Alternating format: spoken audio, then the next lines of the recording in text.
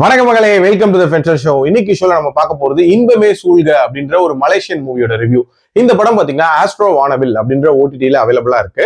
இந்த படம் ஒரு விதமான ஸ்பிரிச்சுவாலிட்டி கலந்த ஒரு ஃபேண்டசி மூவி அப்படின்னே சொல்லலாம். அதாவது சங்கரி அப்படின்ற ஒரு பொண்ணு, அந்த பொண்ணுக்கு பயங்கரமான தெய்வ பக்தி இருக்கு. அதனாலேயே அவளுக்கு ஒரு ஸ்பெஷல் பவர் இருக்கும் அப்படின்ற மாதிரி காட்டியிருப்பாங்க.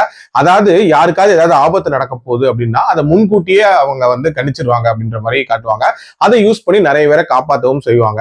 அவங்களோட கண்ட்ரோல்ல ஒரு கோயில் இருக்கு. அவங்க கண்ட்ரோல்ல அந்த கோயில் இருக்கு அப்படின்றது ஒரு குரூப்புக்கு பிடிக்கல. அதை சார்ந்து ஒரு வில்லன் வெளியே இயங்கிட்டு இருப்பாரு. அந்த கோயிலுக்கு சவுண்ட் சிஸ்டம் செட் பண்ணக்கூடிய ஒரு நபர் தான் நம்ம படத்தோட ஹீரோவான கண்ணன். கண்ணனோட லைஃப்ல ஒரு மிகப்பெரிய சம்பவம் நடந்திருக்கும். சில வருஷங்களுக்கு முன்னாடி அவரோட மனைவி மர்மமான முறையில காணாம போயிருப்பாங்க. சோ அவங்களுக்கு என்ன ஆச்சு, டுவர்ட்ஸ் எண்ட் அவங்களை கண்டுபிடிச்சாங்களா அப்படின்ற ஒரு விஷயத்த சொல்லக்கூடிய ஒரு படம் தான் இந்த படம். எனக்கு இந்த படத்துல பிடிச்ச விஷயம் அப்படின்றது கண்டிப்பா அந்த ஸ்பெஷல் பவரை காட்டின விதம்.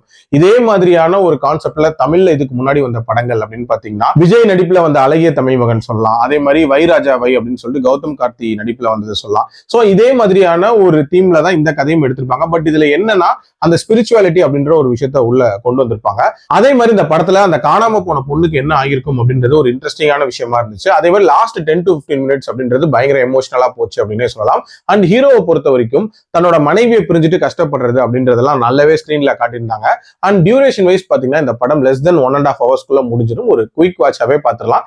எல்லாத்துக்கும் மேல இந்த படத்தோட சாங்ஸ் அப்படின்றதுமே உண்மையிலேயே நல்லாவே இருந்துச்சு அப்படின்னே சொல்லுவேன். படத்தோட ஃபீல ப்ராப்பரா கன்வே பண்ணிச்சு அப்படின்னே சொல்லுவேன். நெகட்டிவ்ஸை பொறுத்த வரைக்கும் பாத்தீங்கன்னா இந்த படம் ஒரு டெலிஃபிலிம் கைண்ட் ஆஃப் குவாலிட்டி அப்படின்ற மாதிரி தான் இருந்துச்சு. ஒரு ப்ராப்பர் ஃபீச்சர் பிலிமா இந்த படத்தை சொல்லவே முடியாது அப்படின்னே சொல்லலாம்.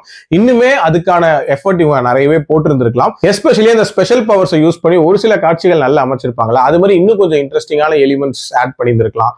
அதே மாதிரி இதுல வில்லன் கேரக்டர்ஸ்லாம் இன்னும் கொஞ்சம் பெட்டராகவே டிசைன் பண்ணியிருந்திருக்கலாம்.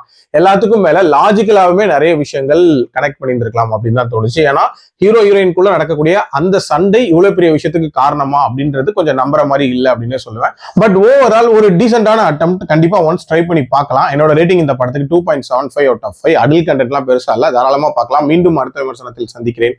நன்றி, வணக்கம்.